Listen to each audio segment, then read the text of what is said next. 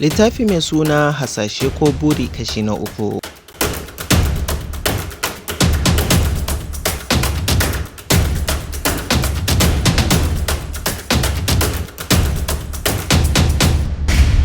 Littafi mai suna Hasashe ko Buri kashi na 3 wanda Pretty SK ta rubuta, wato Sakina Abdullah, wanda ni ƙauna nake karanta muku. Idan ba ku manta ba, a kashi na 2 mun tsaya ne a inda anya ba mistake bane buɗe gaba ɗayan shafin yayi kowanne da title, amma akan samu shafi 4-5 kafin wani heading ɗin.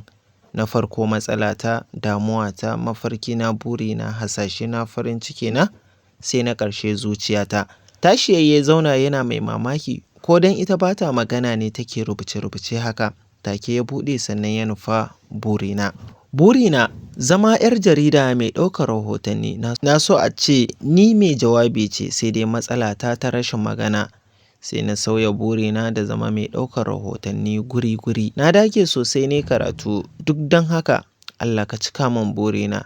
Da na dinga yawo a duniya ina ɗauko rahotanni, sai ta yi zanen hannu. Bai san murmushi ya ƙwace mai ba, sai ya kulle yana ajiyewa a kan desk tare da nufar cikin TV station ɗin. Sai yamma ta yi ta nufi gidansa da ke GRA. Wani tsararren gida ya shiga sannan ya faka motarsa Ferrari ya nufo aljannar duniya. Kofar mai numfashi ne yana kusanto ta buɗe, don haka ya shiga ƙawataccen falo wanda ya haɗu iya haɗuwa. Tsayawa muku bayanin zubin falon bata lokaci ne. Tsayawa ya yi daga inda yake yana kallon macen da ke saukowa daga site tana taku tare da girgiza. Ba laifi yarinya akwai kyau, aƙalla ba za ta wuce 23 ba. Ba fara ba ce, tana da duhu, sannan siririya ce, sai dai akwai shape don rigar da ta sanya ya kama ta sosai. Tafiya take har ta iso gabansa yana kallonta. Ya fi ta tsayi sosai, duk da tana sanye da heel shoe ne. Akwai ta da ƙananan ido amma akwai hanci mai tsini. Hancinta ta kai jikin rigansa ta shinshina shi, sannan ta ɗago hannunsa ta kalla, sai kuma ta sanya yatsanta mai shegen kumba ta danna saitin zuciyarsa tana faɗin, fatan babu wata 'yar iskar da ta shiga nan. Shi kan wannan tambaya ya ishe sa, aƙalla daga aurensu shekara 1 kenan. Amma kullum ya dawo sai an gaba duba shi da tambaya, darling ni naki ne, ni kaɗai, ke kaɗai har abada. Sai a lokacin ta saki murmushi sannan ta rungume sa tana faɗin, you are welcome baby. Hannunsa cikin nata suka jera har bedroom ɗin, sannan ta fita ta bar mai ɗakin don ya yi wanka. Dafe kansa yana zama gefen bed, yana mai dafe kansa a hankali ya nufi restroom. Sai da ya saka ma kansa ruwan zafi tukun ya furta abin da ke mai yawo a cikin zuciyarsa. Waye ne? Me yasa nake jin kaman ba daidai ba? Kaman na manta abubuwa a cikin kaina. To ina dangina suke? Take ya ji yanda yake ji kaman an buga mai guduma. Sai ya dafe kansa ya rasa, da ya fara tunanin waye shi, sai ya ji haka tare da ciwon kai.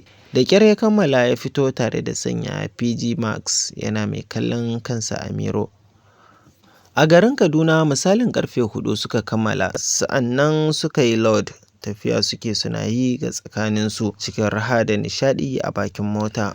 Ba musu suka tsaya gaba ɗayansu suna tattaunawa. Ba su jima ba kowa ya hau motarsa tare da barin makaranta. Mai murna ta zo gidansu ta tar da mahaifinta ya zo tare da wani ɗansa. Ba ɗansa na cikinsa ba ne, amma kamar ɗansa yake domin a wajensa yake rayuwa. Bayan ya zauna a falo suka gaisa sannan ya nufi ɗakinta. Ta shiga ta watsa ruwa tare da gabatar da sallah. Dama ta yi alwala, kwanciya ta yi a kan gadonta tana mai fidda wayanta da su ba adadi a kan screen ɗin. Wata murmushi kawai ta saki tana mai latsa message ɗin. Ta san nawaye ta sakonnin soyayya da ta gani birjik, wani ta dariya wani ta mamaki. Kira number ya shiga wayanta ba musu ta ɗaga.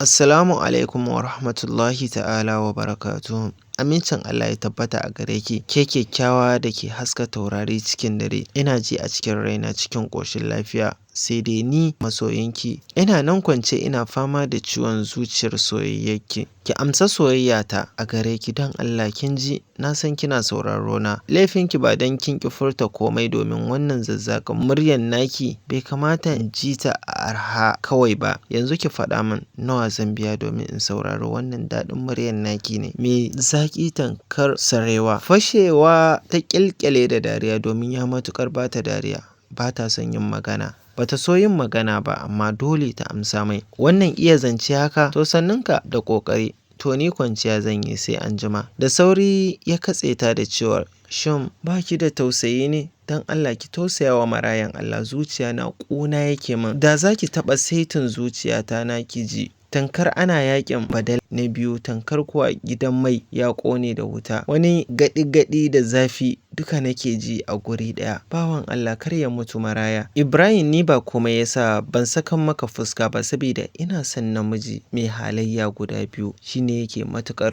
burge ni. Naga kana da guda ɗaya, kana da mai da hankali a karatu kuma gaskiya kana da interesting. So na biyu ne gaskiya baka da shi. Inda a ce kana da shi to gaskiya za ni iya bari ka so ni. Shin menene wannan? Ina son ya zamana saurayina ya dinga sanya manyan kaya kullum. An gama my love. Dariya ta yi daga kuma aibi ya shiga jera mata kalaman soyayya masu narka zuciya. Aikan babu lokaci ta yi accepting soyayyarsa. Bayan sati uku kuwa gaba ɗayan M-Ladies sun faɗa soyayya da su Abbas, sai dai soyayyar Abbas da Maryam ita ce kaɗai aka gina akan gaskiya saɓanin na sauran. A yanzu Aibi ya fara jiƙa da kuɗi, dan da gaske Maimun na da hannun kyauta fiye da misali. Komai ita take bashi ba tare da ta damu ba. Tunda ya ce mata da sun kammala karatu zai ne babban aiki shikenan. Haka Shamo da Mohi ta so yana da kuɗi a yanzu domin ta fantama, amma sai dai tana target da idan sun kammala ya ce mata a Dubai zai fara aiki, hakan yasa take sake mai sosai. Kuma in ta samu kuɗi wajen wasu samarin tashi take bawa. Ma'ish da nata wato Abdu su ma baƙar soyayya suke sha. Kaf cikinsu su Mary ne suka gina tasu akan gaskiya. So da dama takan yi mai kyauta amma baya amsa. Daidai da katin waya sai ya dawo mata da shi. Har sabuwar waya ta siyan mai amma ya ƙi amsa. Mary kuwa zaune take tana kallon wani Nigeria film da ke wayarta da ke gefe ta yi sakan sako da tabbasar amma jin na biyu ya sa ta ɗauka tana kallo. Sokan farko na kuɗi ne 3K sai sakon Abbas, my partner ba yawa, my first gift to you. Murmushi ne ya kwace mata. Sannan ta kira number tasa sai dai kaman kullum bai yi picking ba har ya katse. Take ta sake kira, take nasa kiran ya shigo wayan ta amsa bayan sun gaisa. Na gode sosai ta faɗa tana jin wani shauƙi na mamaye ta. 100 da yayin da ya sa mata ɗazu ba ta yi wannan farin cikin ba. Maganar minti 3 suka yi katinsa ya ƙare. Ajiye wayar ta idan ta san ko kira nawa za ta mai ba zai ɗauka ba. Wannan shine hakikanin soyayya. Ba a raina kyautan masoyi komai ƙanƙantarsa. A garin Kano kuwa a gurguje ta shirya ko wani lafiyayyen breakfast ba ta yi ba bayan ta isa Goodness TV. Sannan inda suka zauna jiya, tambaya ta yi akan CEO aka ce mata ya kusa isowa. Zama ta yi don gaba ɗaya tun jiya ba wani natsuwa ta samu ba. Littafin sirrinta ne, ba za ta so kowa ya gani ba. Fatanta ɗaya bai karanta ba. Tana zaune ta ga wucewarsa da idanuwa da ke cikin niƙaf take kallonsa. Shigen dress ɗin jiya ta yi, sai dai na yau hijabin ɗin doguwa ne har ƙasa. Haka kuma ɗaurin niƙaf ɗin a ciki ta yi kafin ta ɗaura hijab ɗin. Yana zama ya runtse idanuwa tare da kifa kansa jikin Des. Har ga Allah in ya ce baya cikin damuwa ya yi ƙarya. Dalin na neman kashe sa. A ce matarsa matar aure haka take yawo cikin maza balagaggu da sunan suna mata aiki, don ta ƙi yadda da mace ta dinga mata aiki. Shi tun da yake bai taɓa ganinta da kayan mutunci ba sai ranar aurensu. Amma a washe gari tun da safe ta sanya wasu tsinannun kaya. Shi kansa mamaki take basa, domin in ta yi wani abun sai ya ji kunya. Yana so ya dinga mata faɗa, yana so ya dinga taka mata birki amma baya iyawa sam. Yanzu haka ya baro gidanta ne tana sanye da wasu sleeping dress kuma a falo take zaune. Ya san dole Musa mai shara ya shiga ciki. A karo na ba adadi ya kuma jan tsaki. Take ya buɗe idanunsa sai aka yi sa'a suka sauka a kan littafin jiya. Take ya tuna ya hange ta ɗazun. Bayan ya ba da umarnin a taho da ita, da shiga a gabansa ta tsaya tana ɗan tsugguna mai kai tare da basa wani fefa. Amsa yayi yana mai karantawa. Assalamu alaikum sir, good morning. I'm sorry jiya na yi mistake. Ba wannan book ya dace na ɗauko ba. Fatan ba a duba ba. Sai ɗago ya kalle ta yana ɗaga mata kai sannan ya bata wancan tare da amsa ɗayan. Bayan ya duba ya ce, Sa'adatu Jibrin right? Sai ta ɗaga mai kai. Bayan ya kuma ɗan ɗau lokaci ya ce, gobe ki dawo akwai interview wanda da kinci zai fara aiki Monday.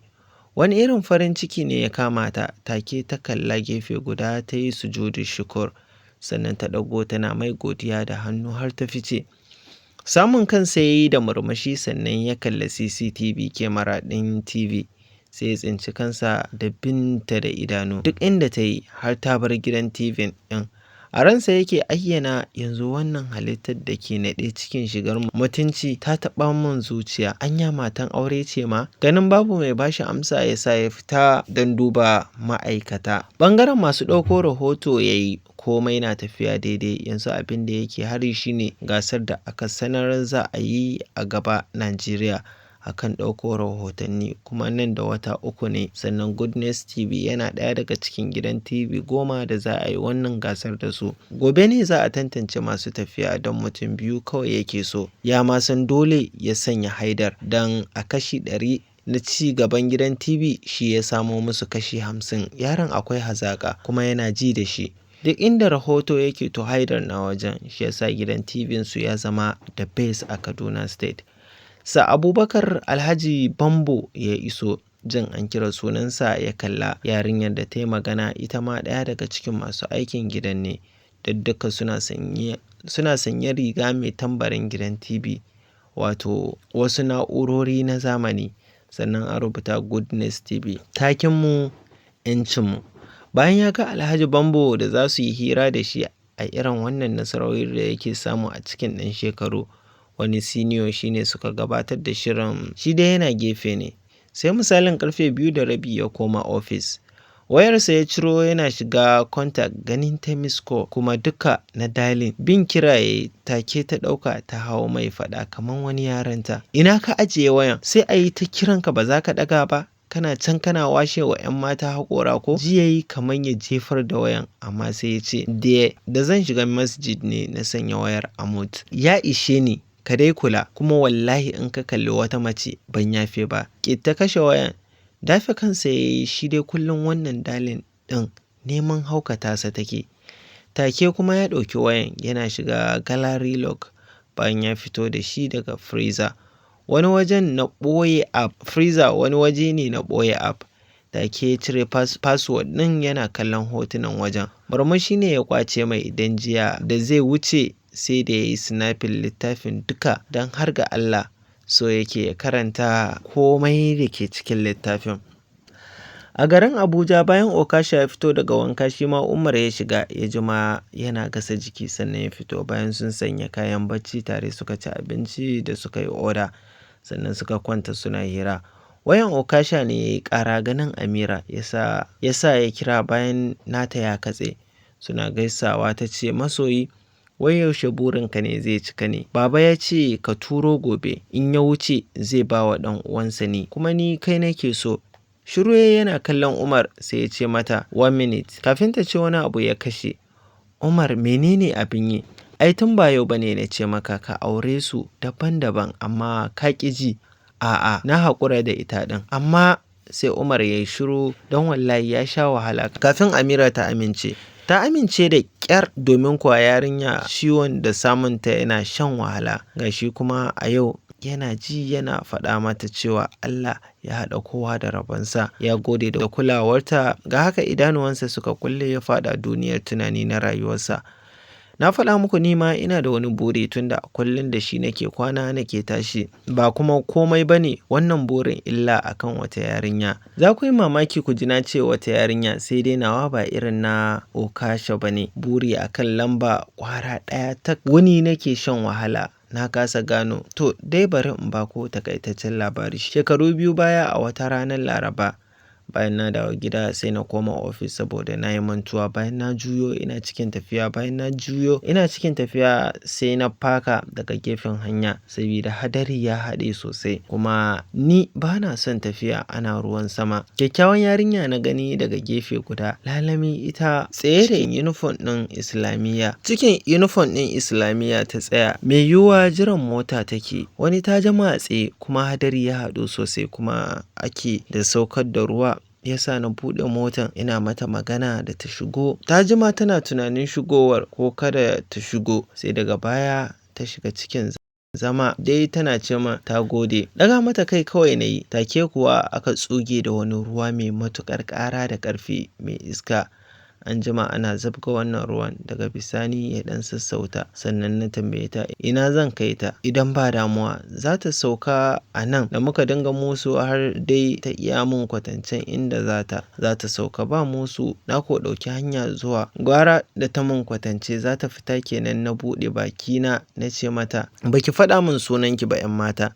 Sai ta yi murmushi sannan ta ce min sunana mai tsada ne. Sai dai na ce don Allah ban numbar wayarki. Ba musu ta ɗauko fefa ta bani number tare da ficewa cikin farin ciki da murna. Na dawo gida na ɗauke fa zan kira number sai na ga number bai cika ba. Ina mamaki sosai ganin number guda 10 ne ƙasa kuma ta rubuta ka nemi ɗayan da kanka. Sai ka nemi ɗayan da kanka ka kira ni. In faɗa muku daga wannan ranar likitan faman hulɗa lambobi don in kira ta, sai dai kullum cikin rashin sa'a nake. Har yau ban same ta ba.